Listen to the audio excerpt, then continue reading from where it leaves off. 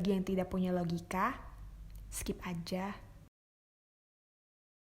Anda semua barangkali juga dengar ya, beberapa hari yang lalu Presiden Jokowi bilang bahwa kita harus mulai berdamai dengan corona.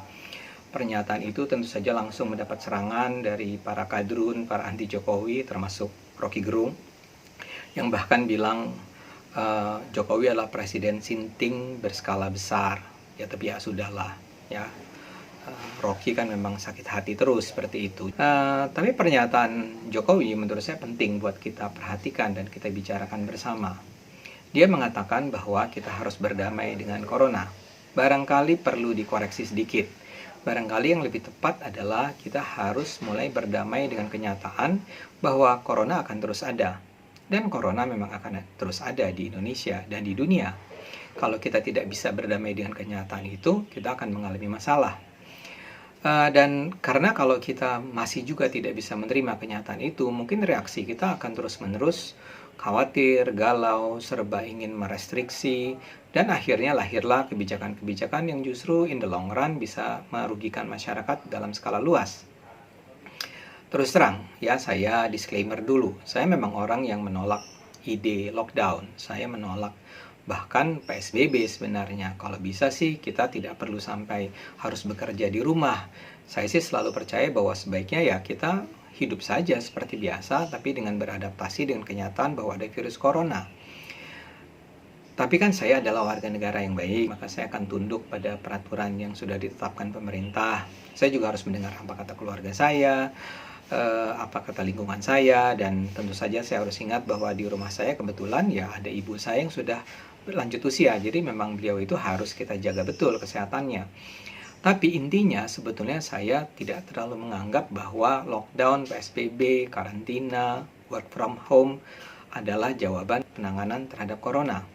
Dan kalau itu kita berlakukan terus-menerus, bahkan nggak usah lockdown yang benar, tapi partial lockdown, semi-lockdown, yang akan menanggung biayanya adalah kita semua. Semua itu menghancurkan ekonomi Indonesia, ambruk kita.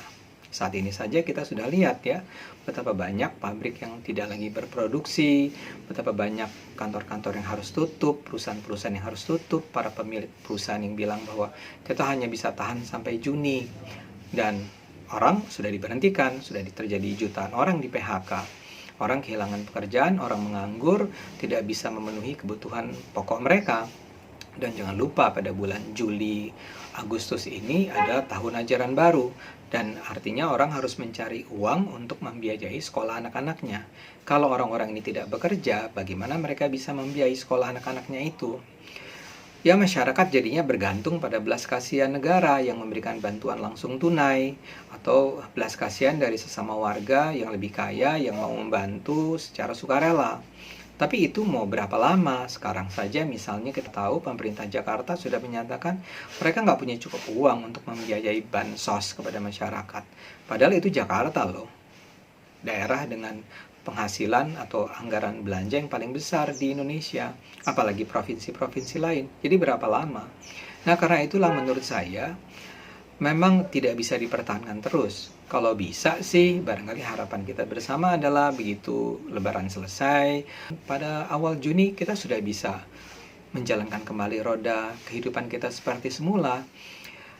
Dan kita bisa kok, kita nggak usah terlalu takut. Kondisi kita sekarang saja sebetulnya nggak buruk-buruk amat. Dulu di awal banyak orang menskenariokan akan ada jutaan orang terkena virus corona, dan ratusan ribu atau paling tidak puluhan ribu yang meninggal.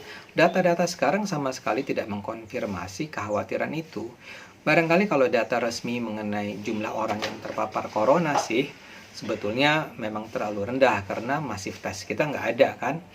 Tapi kan kita bisa lihat misalnya jumlah penambahan orang yang meninggal dan jumlah penambahan orang yang sembuh dari corona, itu bisa lebih diandalkan dan angka-angkanya menjanjikan. Misalnya saja saat ini, saat video ini dibuat, jumlah orang yang meninggal setiap hari akibat corona rata-rata itu hanya tanda petik atau tinggal 17 orang per hari. Sementara 20 hari yang lalu jumlahnya adalah 30 orang per hari. 10 hari yang lalu jumlahnya adalah 20 orang per hari. Jadi membaik. Dan jumlah orang yang sembuh pun meningkat ya. Pada 20 hari yang lalu angkanya kira-kira adalah 43 orang yang sembuh dari corona per hari dalam rata-rata 10 hari ya. Kemudian naik 10 hari kemudian menjadi 70, dan sekarang jumlahnya orang yang sembuh dari corona sudah mencapai 120 orang per hari rata-rata dalam 10 hari. Ya, artinya yang sembuh semakin banyak, yang meninggal semakin sedikit. Itu artinya poin yang bagus. Tapi tetap pertanyaan yang penting adalah, ya tapi kapan kita mau hentikan PSBB ini? Ya membaik, tapi kan ada sebagian orang yang bilang kita baru bisa meninggalkan PSBB atau semi lockdown ini kalau kita yakin penambahan jumlah orang yang terkena corona sudah minimal dan tidak ada lagi angka yang menunjukkan orang yang meninggal akibat corona. Tapi itu mau sampai kapan? Ada banyak ramalan kan, misalnya saja ada universitas atau lembaga penelitian di Singapura yang mula-mula mengatakan Juni ini Indonesia udah selesai. Tapi kemudian direvisi menjadi September. Perguruan-perguruan tinggi di Indonesia sendiri punya beberapa versi. Ada yang bilang Juli, ada yang bilang Agustus, ada yang bilang Oktober. Bahkan ada yang bilang 2 tahun. Ada yang bilang sesudah gelombang pertama corona akan ada lagi gelombang corona kedua, gelombang corona ketiga. Nggak tahu sampai kapan. Ya, jadi ya mau tidak mau kita harus mengambil jalan yang lebih berani sifatnya, mengatakan bahwa yes, walaupun corona masih ada di Indonesia, tapi kita sudah tidak lagi harus bertahan mengisolasi diri di dalam rumah. Nah, karena itu jawaban yang lebih penting adalah kita perkuat imunitas tubuh kita. Ya, saya koreksi sedikit ya. Mula-mula tentu saja tetap jalankan semua SOP, yaitu pakai masker, menjaga jarak, sanitizer. Tapi kemudian yang lebih penting adalah memperkuat imunitas tubuh kita. Karena yang terpenting melawan virus adalah itu, imunitas. Bayangkan ya, manusia itu kan sebetulnya sangat rentan untuk virus atau bakteri. Tapi toh kita survive. Kenapa? Karena kita biasakan diri, karena kita dorong tubuh kita untuk terbiasa berhadapan dengan si virus dan si bakteri. Kita bicara anak-anak lah. Anak-anak itu ketika dia masih bayi, ketika dia masih dalam kandungan, ya dia terlindung. Tapi begitu dia lahir, kemudian dia mulai merangkak, dan dia merangkak barangkali di tanah, di lantai, dan kemudian tangan dia menyentuh bakteri dan virus, kemudian tangan dia itu dia masukkan ke mulutnya, si virus dan si bakteri masuk ke dalam dirinya, dan apa yang terjadi? Si tubuh beradaptasi, si tubuh belajar untuk mengalahkan, antibodinya tubuh untuk mengalahkan si virus. Ya, dan dalam hidup kan memang begitu. Kita tidak mungkin menyuruh anak kita untuk mengisolasi diri terus hanya karena kita nggak mau anak kita ketemu dengan anak-anak yang akan membuli dia atau berbicara kotor, berbicara kasar, memberi contoh-contoh yang buruk tentang kehidupan. Nggak bisa. Kita memang nggak bisa mengisolasi anak-anak kita. Kita juga nggak bisa mengisolasi tubuh kita dari virus dan bakteri. Memang harus bertemu. Cara terbaik untuk mengatasi corona adalah menumbuhkan antibodi tersebut. Kita bisa mengalahkan flu kok, kita bisa mengalahkan TBC kok. Jadi kita harus juga bisa mengalahkan corona. Saya tidak ingin menyepelekan keadaan, tapi saya ingin katakanlah bahwa mau tidak mau, kita harus belajar untuk hidup bersama corona. Sehingga pelan-pelan nanti kita bisa hidup secara normal. Sekarang saja kalau kita mengisolasi diri, memang kita bisa bersih. Kita menjamin bahwa kita tidak terkena virus corona. Di rumah, dalam rumah kita barangkali aman. Tapi kemudian toh kita harus belanja. Kita belanja dari mana? Dari supermarket. Barangkali dari Indomaret. Barangkali dari warung. Di plastiknya bagaimana? Kita mungkin bisa bersihkan. Di dalam plastiknya bagaimana? Ya, di kemasan si barang itu sendiri seperti apa? Karena si corona ini bisa bertahan di misalnya plastik untuk beberapa hari.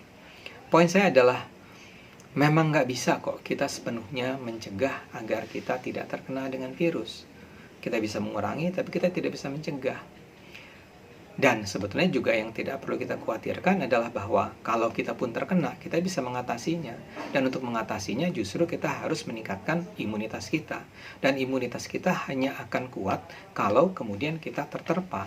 Karena itu dalam pandangan saya, marilah kita keluar. Karena ada banyak negara kok yang memberi contoh bahwa tanpa lockdown pun, tanpa isolasi pun, kondisi mereka nggak buruk. Ya, Taiwan adalah contoh terbaik. Bukan berarti nggak ada pembatasan, tapi pembatasan seperlunya saja. Swedia di Eropa juga memberikan contoh yang baik. Jadi di mana-mana ada contoh juga. Nah, Indonesia cannot afford, tidak mungkin untuk terus mengisolasi diri, tidak mungkin terus PSBB. Kita harus keluar. Dan beberapa bulan terakhir ini bisa memberi pelajaran pada kita tentang bagaimana kita seharusnya mengarrange perlawanan terhadap corona. Misalnya saja kantor. Kan ada banyak kantor yang saat ini masih beroperasi. Kita bicara tentang media massa, kita bicara tentang supermarket, kita bicara tentang kantor-kantor telekomunikasi, kita bicara tentang PLN, kantor telepon, telkom, polisi, rumah sakit, dan seterusnya. Dan mereka semua mengarrange kantornya sedemikian rupa sehingga mereka tidak rentan terhadap corona.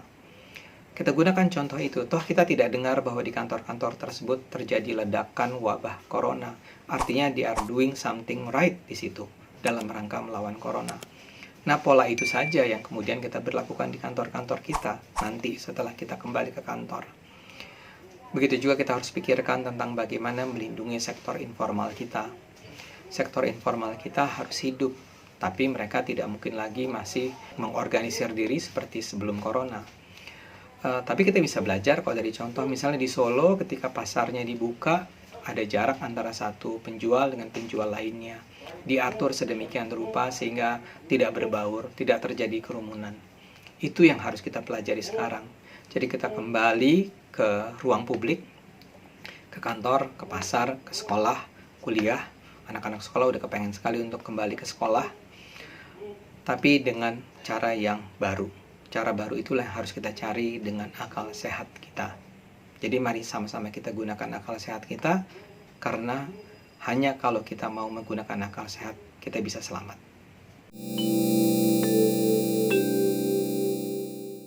Kalau masih punya logika, jangan lupa subscribe, like, share, dan bunyikan loncengnya.